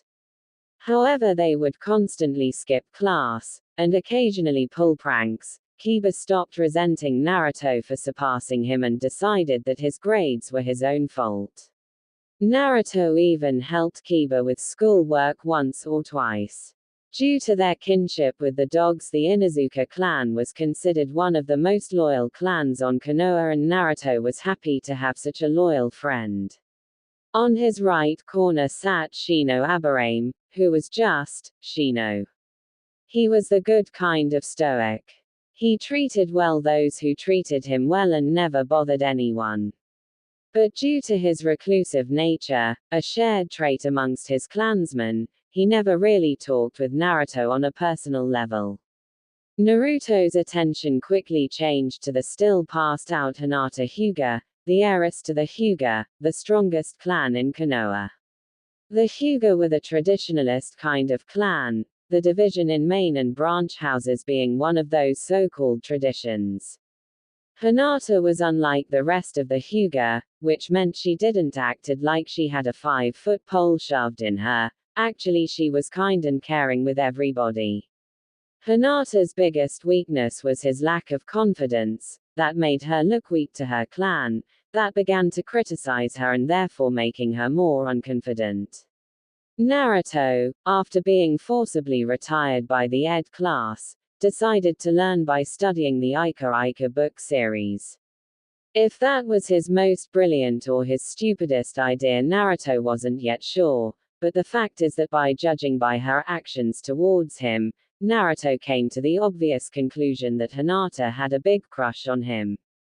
Naruto was first overjoyed when he learned that a girl liked him that way, but after researching about the Hyuga, he saw that there were no prospects of a future relationship between him and Hinata. The Hyuga clan practiced some mild inbreeding to keep their bloodline clean, and there were some few documented cases of women being married off to another clans, much less this woman being the heir. Even though the prospects of a future relationship between Naruto and Hinata being almost inexistent, Naruto really cared about the heiress and hoped to help her with her confidence issues. Next was Ino Yamanaka, one of the prettiest girls in the class, one of the prettiest girls in Konoha. Naruto had a huge crush on her, but combining his newfound dedication towards shinobi training and Ino being one of Sasuke's most avid fangirls made him forcibly end his one-sided crush. Unlike most of the girls in class, Ino came from a shinobi clan, actually being heir to the Yamanaka. Due to that, she didn't openly despise Naruto like the girls from civilian origins. They weren't friends, but due to Naruto's closeness to Choji and Shikamaru, they were on speaking terms. The only thing Naruto disliked about Ino was her fangirl attitude about Sasuke, that in his opinion hindered her growth. Deeply inside, Naruto, despite his neutral attitude towards the blonde, cared a lot about her. Romantically speaking, Naruto still had a bit of a crush on her, but he hid extremely well. Despite all those qualities, the girl who Naruto had his biggest crush wasn't Ino, actually it was her rival, friend. Sakura Haruno was Naruto's first crush, actually Naruto's first love. Unfortunately, it was totally one-sided, and Naruto never felt the right moment to make a move on her. After undergoing a change of personality 4 years ago, Naruto hoped that his crush on Sakura would end. Boy, he was wrong. Before seeing the world with his newfound wisdom, Naruto liked Sakura because she was pretty, she had a lovely pink hair and a cute forehead. The new Naruto saw a girl that was extremely talented, with a masterful chakra control and that managed to be the top kunoichi in class, in front of 2 clan heiresses despite her civilian handicap. Now Naruto was truly in love. But he knew better, she liked Sasuke, her crush on the emo being even bigger than Ino's. She was a civilian, her parents probably hating him. So Naruto decided to do what he did best, mask his feelings. During 4 years, Naruto never spoke a single word to Sakura, hoping to someday finally stopping loving her. He felt that his love turned back into attraction, but deep inside it was still there. Finally, Sasuke Uchiha, aka Duck Butt Hair, aka the Emo Avenger, aka Sasuke. The last Uchiha. If all the Uchihas acted like Sasuke, Naruto would pat Itachi on the back for getting rid of them. Sasuke had a superiority and an inferiority complex at the same time. He looked down at all of those who he deemed as weaker than him, but at the same time he refused to acknowledge anyone who was stronger than him as an equal. Naruto could never imagine what would be like having his entire clan wiped out by his brother, being the lone survivor. Naruto could understand the pain and the suffering from losing those close to him. What Naruto couldn't understand and would never accept that beside always being praised, noticed and sometimes even favored, the guy would continue living on his own world. Sasuke never knew what was like being forcibly alone, having no one to acknowledge you, and thus decided to just act high and might and ignore people who genuinely cared about him, like Ino and Sakura. That being set aside, Naruto respected the shinobi Sasuke, who could probably give Chunins a run for their money. Naruto's thoughts were interrupted by Iruka's appearance.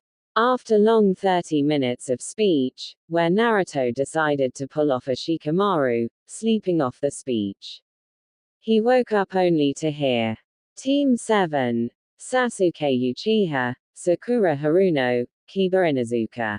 Team Sensei is Kakashi Hatake. In the background, Naruto could hear Kiba's complaints about being placed on the same team as the Uchiha and Sakura's cries of happiness, much to Ino's dismay. Team 8, Shikamaru Nara, Joji Akamaiki, Ino Yamanaka. Team Sensei is Kurenai Yuhi. Naruto could hear more of Ino complaining about being in a team full of slackers. Team 9 is still active, so we jump to Team 10.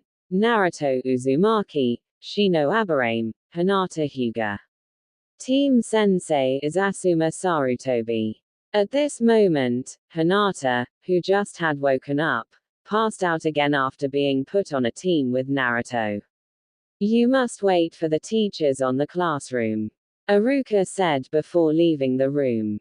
The newly formed Team 10 was walking alongside his new sensei. Each jonin had the right to choose his team meeting point.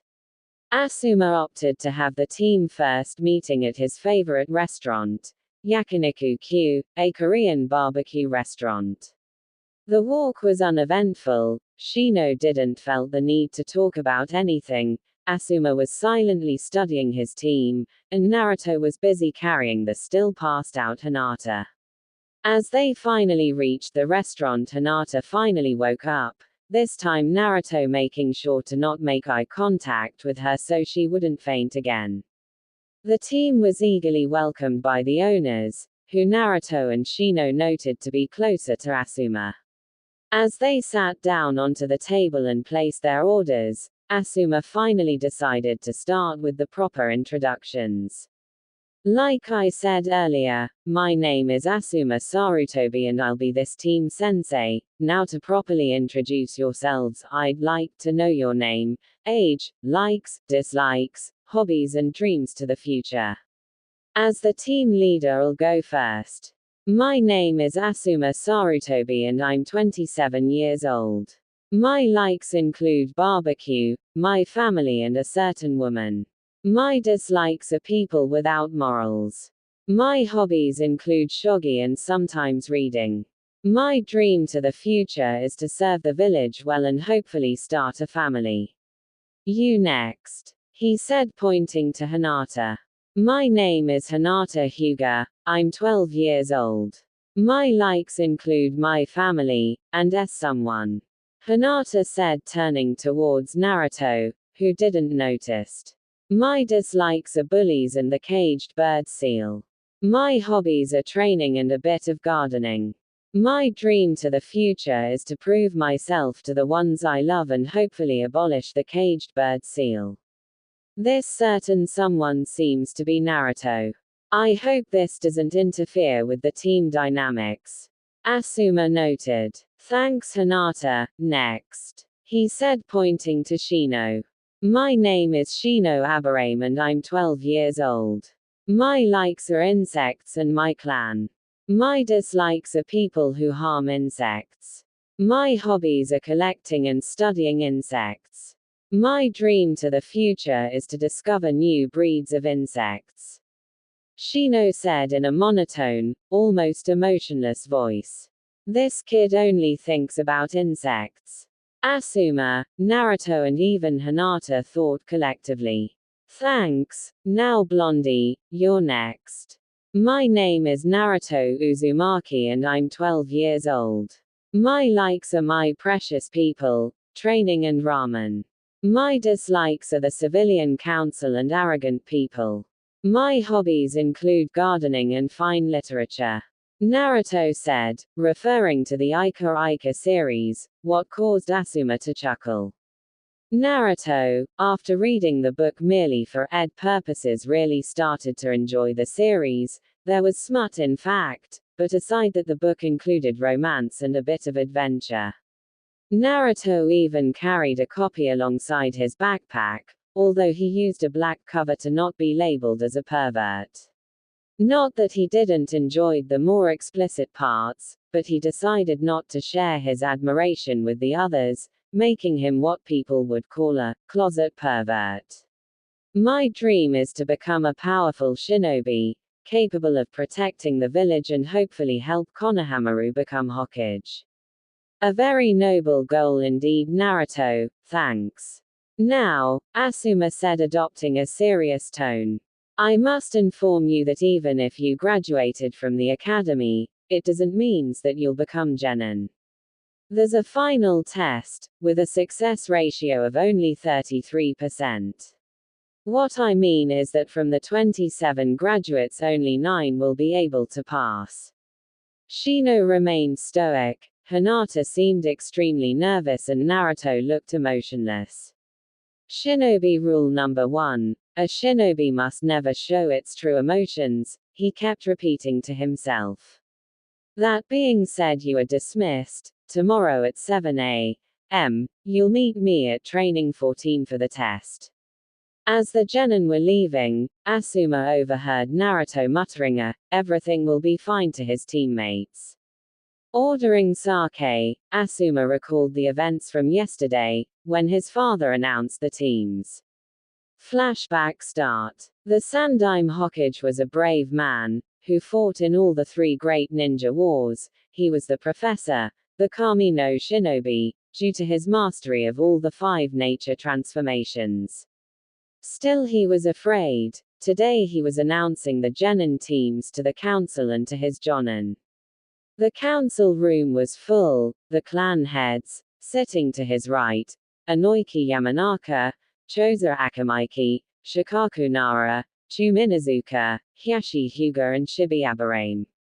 The civilian council sat to his left and finally, in his front the elders and Danzo, the old war hawk. Standing onto the back of the room the jonin, Kurenai and Kakashi included. Hiruzen knew that Asuma was probably on his way too. I called you here to submit the graduating teams, he said in a serious tone. Team 7. Sasuke Uchiha, Sakura Haruno, Kiba Inuzuka. Sensei, Kakashi Hatake. Any objections? Chum and Kakashi raised their hands. Chum. I believed my son was going to be put on a tracking team. I decided to give Team 7 more presents, with Kiba tracking possible threats. Besides, Kakashi specializes in the use of Ninken and will be able to teach him a thing or two. Chum just shrugged. Makes sense, I guess. Now, any objection on this team, Kakashi? No, but I believed I asked for Naruto Uzumaki as well. In the background, some members of the civilian council began the sporadic hostile speech against Naruto, but they were quickly silenced by the intent coming from Kakashi and the Hokage himself. Yes, but I decided to assign him to another team that will put his abilities in full use. Hiruzen said, throwing I'll further explain that later, look to Kakashi. Team 8, Shikamaru Nara, Ino Yamanaka and Choji Akamaiki. Team Sensei is Kurenai Yuhi. Objections. This time Kurenai raised her hand. Hokage-sama, whilst I don't openly oppose to training this team, I believe I personally asked for Hinata Hyuga to be on my team.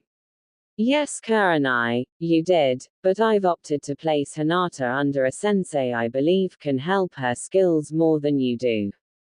Kurenai looked sad, but nodded in understanding anyway. Finally, Team 10, Naruto Uzumaki, Hinata Hyuga, Shino Aberame.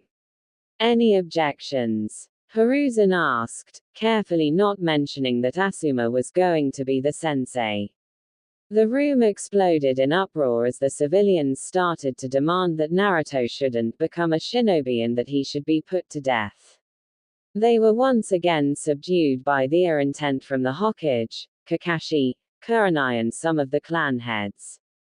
Hokage-sama, that was Hiashi Hyuga, who's this team sensei? The room quieted for a bit, clearly curious about the name. Yes, I'd like to know that too.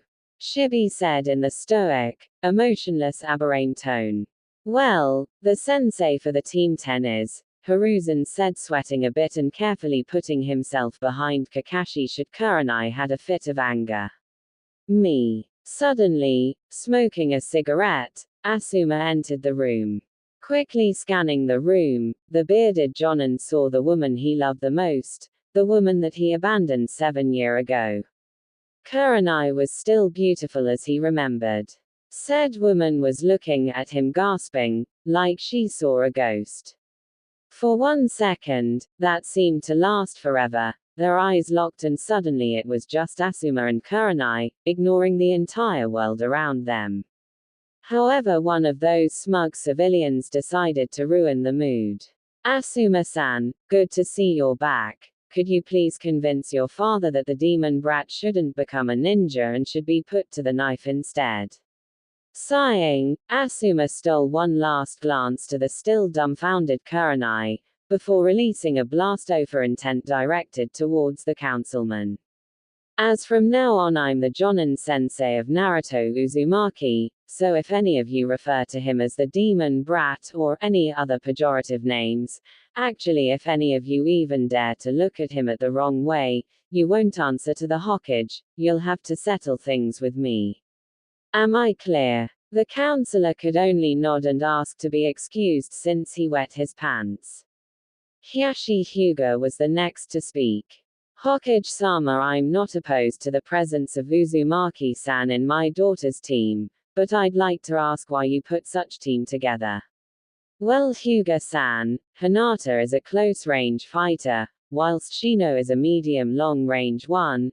Naruto can hold his own at both close, medium and long range, but his strong point is the medium range. By putting those three together with Asuma as sensei, I created a strong defensive unit where each member's strong point would cover the other weaknesses, and also assigned the best sensei I could find. While I understand Hinata and Shino are heirs and are expected to focus on their clan techniques, Asuma can help Hinata with her taijutsu, and his mastery of futon ninjutsu can help Shino dispersing his insects. Also, there's another reason, but I'd like to the members of the civilian wing to leave first. Hokage-sama, we have the right to, a councilwoman started but quickly was silenced by the Hokage. This is Shinobi matter, so your presence is no longer required, so, leave or you'd rather be escorted by the Anbu. As the civilians begrudgingly left the room, the Sandaime proceeded to speak. The final reason is Naruto Uzumaki. Since I'll be giving a description of his techniques, I figured out it would be better to expel the civilians that could sell, or even give for free this information to the enemy. 1 week ago, Naruto Uzumaki completed his first official mission, AA Ranked 1, consisting of the capture of an enemy spy that was acting as a teacher at the academy. The details of the mission and the identity of the spy are classified for security measures. Not only Naruto completed the mission, but he also showed extremely calm and professional behavior, making important decisions on the fly and always considering the best of the village. He can use Kaiten as good as Sasuke Uchiha can, and has shown some proficiency on Kenjutsu. However, his natural affinity lies with futon release, this being the reason I assigned Asuma with him. As you know, wind release is extremely rare in Konoha, where in the recent history only 4 people were capable of using me, Danzo, Asuma and the late Yondaime. Pertaining elemental interactions, futon is weak against Kaiten, but is strong against Raiten. Kumo is notorious for their employment of Raiten, so by properly training Naruto with futon, we could have a defense against Kumo should they attack. Also by teaming him up with Hinata, who already suffered a kidnap attempt from Kumo, Naruto can provide her some extra protection considering she'll be performing missions outside the village. By the time Hiruzen finished his speech, the Shinobi clans were pleased with the team arrangements and actually positively impressed by Naruto's skills. Asuma was making his way towards the exit when he was stopped by Kurenai, surprise gone from her face replaced by sheer coldness. Sarutobi-san, Hinata Hyuga has serious confidence issues, and as her Jonin sensei you're expected to help her overcome those issues.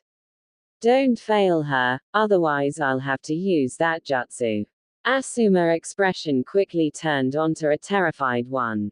Kurenai, you can't be serious, you can't use that jutsu on me. Try me, she said before vanishing on a shunshin. Hiruzen, who couldn't help but eavesdrop the conversation, noticed his son's terrified expression and asked, what is that jutsu Kurenai was talking about?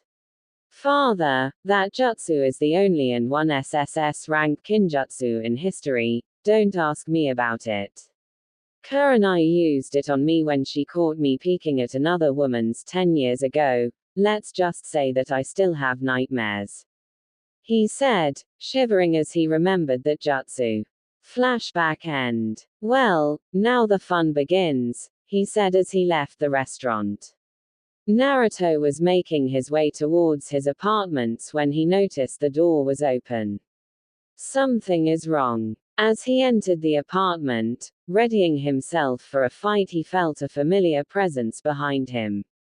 You know, kid, I'm not a fan of cleanliness, but I think you should really clean your apartment. Naruto turned out to see Asuma, smoking a cigarette, as always. Asuma-sensei, I think you should stop smoking. I'm not a specialist, but I believe this smoke can really your lungs. As a shinobi, we rarely live long enough to die of lung cancer, also I coat my lungs with chakra. Asuma replied, shrugging. I see, so any particular reason you decided to invade my apartment? No, just felt like it, now walk with me. The duo walked until they reached a small park. Asuma then stopped, gesturing towards a bench. Now for our talk, he said, sitting beside Naruto. Naruto, my father talked a lot about you. Actually, you are the reason I decided to take a genin team. Naruto couldn't help but open a wide grin. That being said, I could only teach you if I've taken the entire team, but I don't agree with that. You're the best shinobi in this class, even better than Sasuke, so it would be a waste of time if I decided to teach Hinata and Shino. Thankfully I've came up with a solution. Fail the exam tomorrow, then I'll take you as my only apprentice. I promise you that you'll be stronger than you've ever dreamt of. Naruto stood there looking at Asuma, maintaining a emotionless facade. So what's your answer, Naruto-kun? You. Tomorrow I'll kick you and then I'll report you to the Hokage for even suggesting me that. It doesn't matter if you're his son or Konohamaru's uncle. Tomorrow I'll show you no mercy, and when I'm finished you'll wish you never left the capital. Is that so? Asuma asked with an amused smile. Your choice sealed your fate, he said before disappearing. Training Ground 14 was basically a grassy plain with some trees and training dummies around it. Basically, it provided a lot of open space, whilst clearly lacking commodities. Naruto reached the area at 7 a.m. sharply, only to find that Hinata and Shino were already there. Am I late? Actually no, we both decided to show up early. Shino explained. You guys are nervous too, right? The duo just nodded. Naruto proceeded to take his Ika from the backpack and started to read it, sitting under a tree. 5 minutes later, clearly bothered by the silence, Naruto decided to rejoin his teammates. Look guys, we really don't know each other well, but right now we need to cooperate. Asuma is strong and as a genin our only shot at beating him is a good strategy and teamwork. I agree, so what we're going to do? Shino asked. Let's get to know each other abilities, I'll start. Unknown to them, Asuma was sitting on a tree, watching the conversation. I've seen everything I needed to see. My ability is the use of the Juken to close. Hinata was interrupted by the sudden appearance of Asuma, who stood there stone-faced and surprisingly not smoking a cigarette. Are you ready to the test?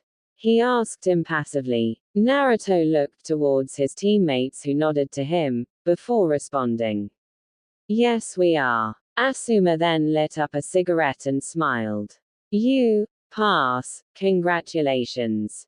What? Was the collective yell of the group. Asuma then lit up a cigarette and smiled. You pass, congratulations. WHATT. Was the collective yell of the group. Simple, you passed my test. What? But how? Naruto asked, still on guard.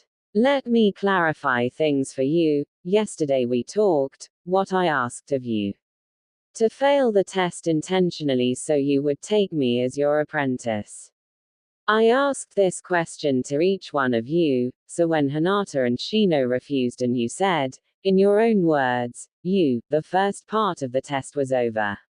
During a mission the enemy, or even a said ally can approach you with various kinds of offers. Wealth, power, even your own life, to give you a few examples. When you refused personal offers in the favor of the unity of the team, you proved to be real shinobi. Asuma said, before taking a drag of smoke from the cigarette. Listen kids, a team is stronger as its weakest link. If any of you accepted my offer I'd fail the team. I won't be taking a team that has an uncommitted member. During combat this could mean our deaths.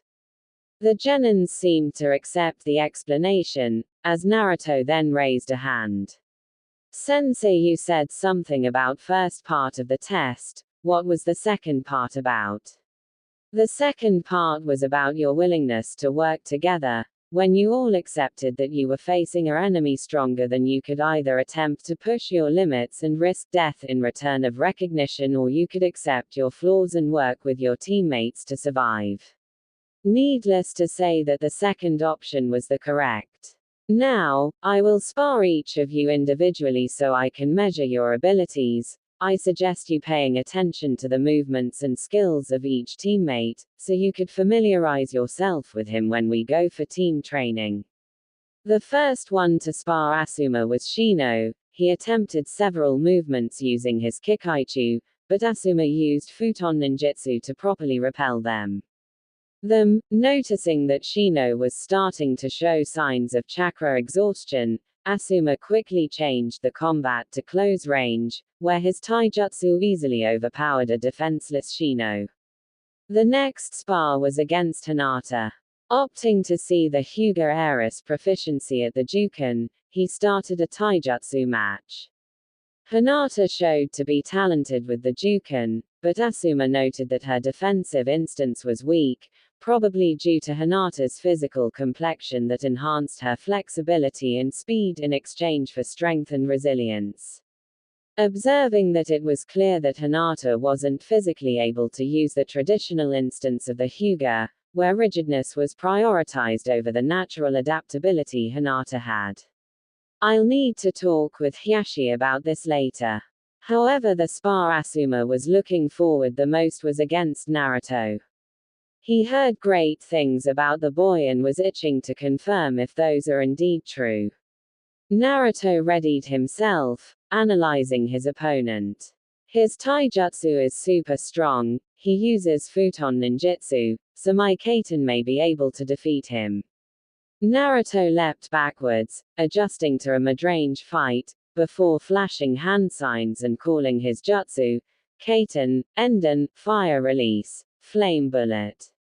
5 medium-sized bullets were making his way towards Asuma, who performed the Kaiten, Kuryu Enden, Fire Release, Fire Dragon Flame Bullet. The flames turned into 3 fire dragons who dispelled Naruto's flame bullets and charged forward, making Naruto leap upwards to dodge the flames.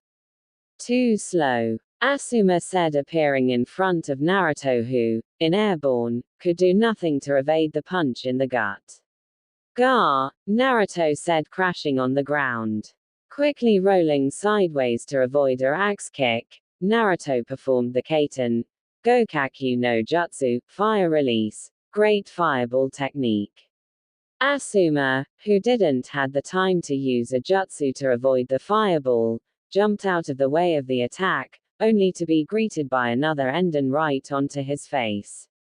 Thinking onto his feet, he performed a seal-less Kawarimi, hiding into the trees and unleashing a barrage of shuriken towards the genin.